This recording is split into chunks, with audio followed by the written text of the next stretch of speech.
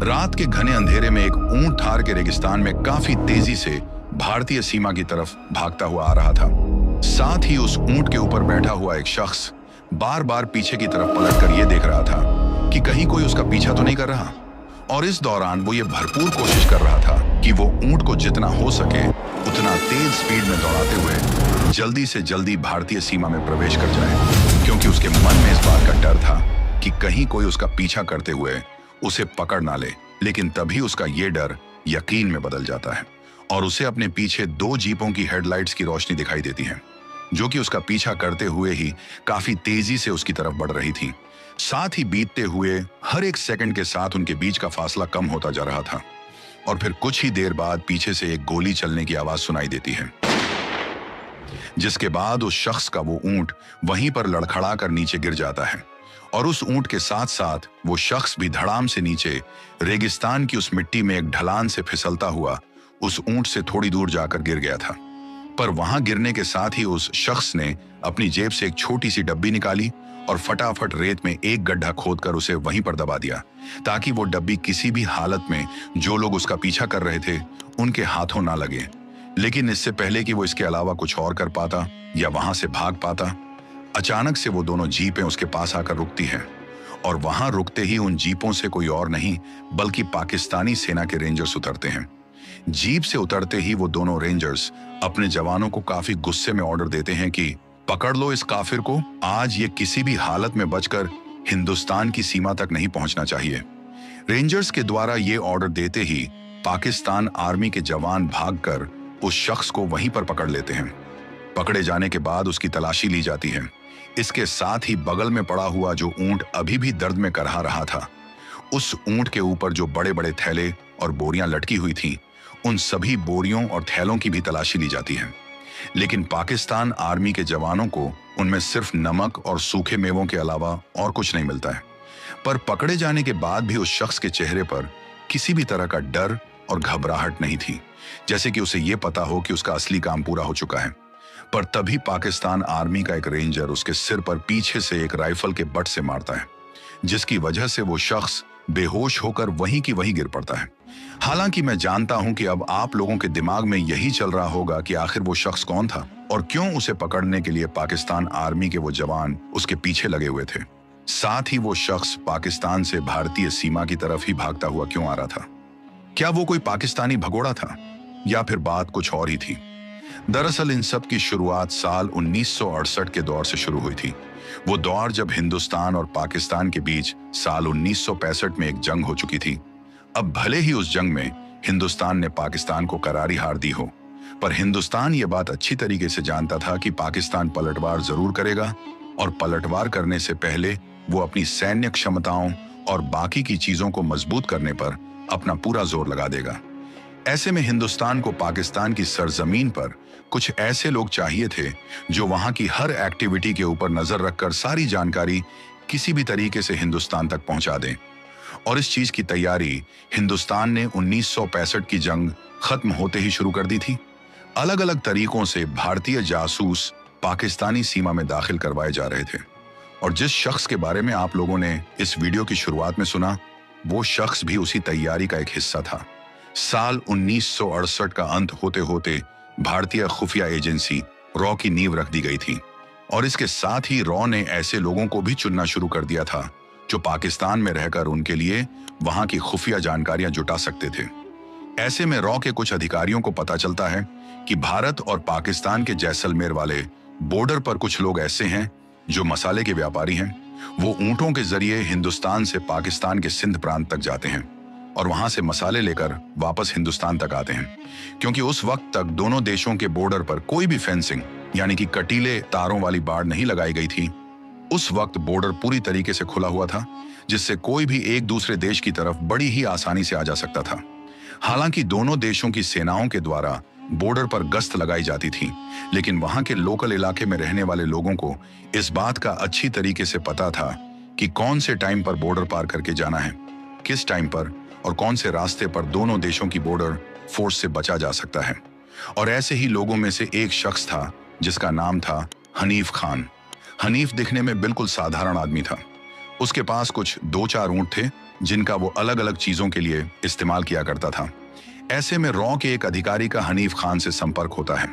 और उसे शुरू से लेकर एंड तक की सारी चीजें अच्छी तरीके से समझा दी जाती हैं कि शुरुआत में उसे कोई बड़ा काम नहीं करना है। उसे बस पाकिस्तान की तरफ जाने के बाद इस बात का ध्यान रखना है कि कौन सी जगह पर फौज की हलचल ज्यादा बढ़ रही है, कौन से इलाके में जरूरत से ज्यादा ट्रकों की आवाजाही हो रही है और किस किस जगह पर फौज के कैंप लगे हुए हैं। अब शुरू में तो हनीफ इस काम को करने के लिए बिल्कुल मना कर देता है, लेकिन फिर रॉ के पास इस चीज का भी इलाज था। दरअसल रॉ को पता चला कि उन दिनों हनीफ के व्यापार में कुछ मंदी चल रही थी और उस चीज का सबसे बड़ा कारण था कि उसके ऊपर काफी ज्यादा कर्ज बढ़ गया था। जिन लोगों को वो मसाले लाकर बेच रहा था वो लोग उसे टाइम पर पैसा नहीं दे रहे थे। ऐसे में रॉ के द्वारा उसे थोड़ी आर्थिक मदद दी जाती है, जिसकी वजह से वो रॉ के लिए ये काम करने को तैयार हो जाता है। क्योंकि भले ही उसके लिए ये काम थोड़ा मुश्किल था, लेकिन उससे ज्यादा किसी और के लिए ये काम आसान भी नहीं हो सकता था। अब धीरे धीरे हनीफ ने पाकिस्तान में अपनी पकड़ बनानी शुरू कर दी थी। पहले जब वो मसाले खरीदने के लिए बॉर्डर के उस पार जाया करता था तो एक दो दिन में ही वापस लौट आता था, लेकिन अब तो हफ्तों तक पाकिस्तान में ही रुकने लगा था। व्यापार के बहाने वहां के लोग भी उसके ऊपर काफी ज्यादा विश्वास किया करते थे, लेकिन इतने दिनों तक वहां पर रुकने का उसका असली मकसद मसाले खरीदना नहीं, बल्कि वहां की अगल बगल की चीजों के ऊपर कड़ी नजर रखना था। उस दौरान वो किसी भी चीज को लिखकर अपने पास नहीं रखा था, क्योंकि पकड़े जाने पर वो लिखा हुआ एक सबूत के रूप में साबित हो सकता था। इसी वजह से वो हर चीज को अपने दिमाग में ही याद रखता था और बॉर्डर के इस पार आने के बाद सारी खुफिया जानकारियां रॉ को अपने मुंह से ही बताया करता था। धीरे धीरे ऐसे करते करते कई महीने बीत चुके थे, लेकिन इस चीज की वजह से सरहद के उस पार पाकिस्तानी सेना में एक अजीब सी हलचल मच गई थी, क्योंकि पाकिस्तानी सेना के द्वारा किए जाने वाले किसी भी गुप्त काम की जानकारी पहले से ही हिंदुस्तान तक कैसे पहुंच रही थी, ये उन लोगों के लिए सबसे बड़ा सवाल था। क्योंकि जैसे ही हनीफ को वहां की किसी भी फौजी कार्यवाही के बारे में जानकारी मिलती तो वो सारी बातें इंडियन इंटेलिजेंस तक पहुंचा देता,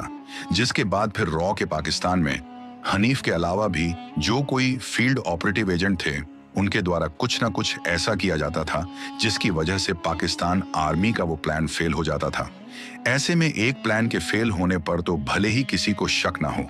लेकिन जब हर बार हर चीज ही लीक होने लगी तो पाकिस्तानी सेना के अफसरों और वहां की खुफिया एजेंसी ISI को इस बात के ऊपर पूरा यकीन हो गया कि कोई ना कोई तो ऐसा है जो इधर की सारी गुप्त जानकारियां हिंदुस्तान तक पहुंचा रहा है। और इस शक की सुई ने हनीफ के लिए मुश्किलें बढ़ा दी थी, क्योंकि अब पाकिस्तानी सेना के अफसर सादा वर्दी में आम जनता के बीच काफी बड़ी संख्या में घुल चुके थे, क्योंकि उन्हें किसी भी हालत में हिंदुस्तान के उन जासूसों को पकड़ना था जो ये सारी जानकारियां हिंदुस्तान तक पहुंचा रहे थे। अब इधर जो हनीफ था वो ज्यादा पढ़ा लिखा भी नहीं था। ऐसे में उसे पाकिस्तान की खुफिया एजेंसी ISI की गहरी चालों की भनक नहीं लगती है, और उसी दौरान उससे एक गलती ऐसी हो जाती है जिसने पाकिस्तान की उस शक की सुई को उसकी तरफ ही मोड़ दिया था। और वो गलती ये थी कि जिस रास्ते से हनीफ आया जाया करता था उसी रास्ते के बगल में उसको पाकिस्तान आर्मी का एक बहुत बड़ा कैंप लगता हुआ दिखाई देता है। साथ ही उस कैंप के अगल बगल में पाकिस्तान आर्मी के हथियारों को रखने के लिए एक बहुत बड़ा गोदाम बनाया गया था। दिन के वक्त के साथ साथ अब वहां पर रात के वक्त भी दूर से ही काफी ज्यादा रोशनी दिखाई देने लगी थी। उस चीज को देखकर हनीफ ये अच्छी तरीके से समझ गया था कि वहां पर कुछ ना कुछ बड़ी प्लानिंग चल रही है। ऐसे में धीरे धीरे हनीफ किसी बहाने से उस पाकिस्तानी कैंप की तरफ जाने लगता है। जिस इलाके में वो कैंप बना हुआ था उस इलाके की बस्तियों में जाकर हनीफ मसाले बेचने लगा था। लेकिन एक बार दिन ढल जाने के बाद भी जब हनीफ उस कैंप की दीवार के बिल्कुल पास से ही अपने ऊंट को लेकर गुजर रहा था तो वो एक पाकिस्तान आर्मी के जवान की नजरों में आ जाता है। अब पहले दिन देखने पर तो वो उससे कुछ नहीं कहता है, लेकिन हर रोज ही हनीफ की उसी इलाके में मौजूदगी कहीं ना कहीं उसके लिए खतरा बन चुकी थी। इसके साथ ही उसने एक गलती और कर दी थी कि उस कैंप के अगल बगल की बस्तियों में मसाले बेचने के बहाने जब वो वहां जाया करता था तो एक बार गलती से उसके मुंह से ये बात निकल गई थी कि अजी मैं तो सरहद के उस पार से आया हूं, सुना था कि आपके सिंध प्रांत में काफी अच्छे मसाले मिलते हैं, लेकिन हमारे उधर भी मसाले बहुत अच्छे होते हैं, एक बार आप इनका इस्तेमाल करके देखो, फिर बताना कि आपके सिंध वाले ज्यादा अच्छे हैं या हमारे वाले।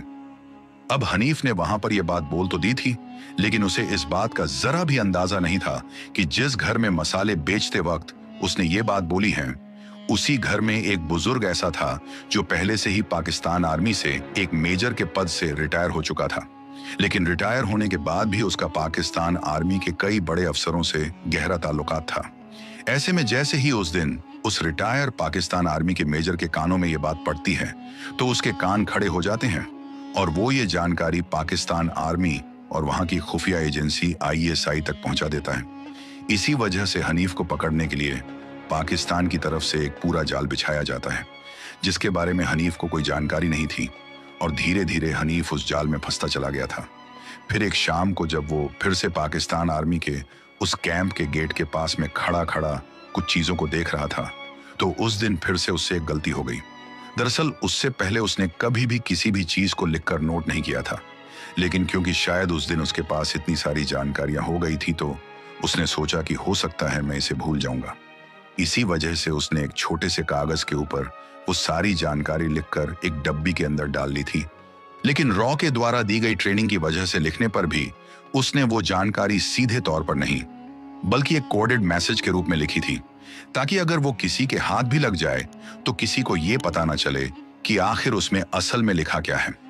पर तभी वही पाकिस्तान आर्मी का जवान जो पिछले कई दिनों से उसके ऊपर नजर रख रहा था,